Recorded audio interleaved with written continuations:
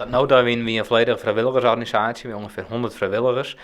Maar vanaf deze week beginnen we met betalen krachten die de regio ingaan om al je neus te verzamelen. Dus dat houdt in meer nieuwtjes, meer content, zowel online als op tv als op radio. Nou, dat ben meestal niet afkomstig ben uit het vrijwilligersbestand.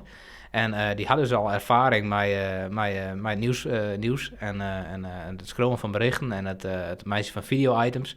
En er zijn vooral jongere mensen die aan de slag gaan bij ons. Dit betekent dat we dus nog echt een volgende stap maken kunnen in een professionaliseringsslag.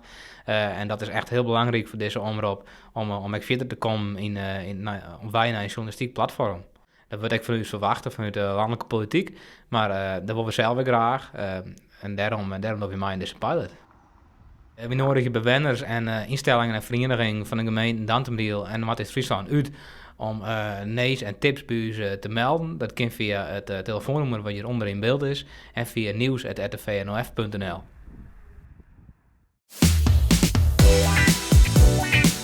RTV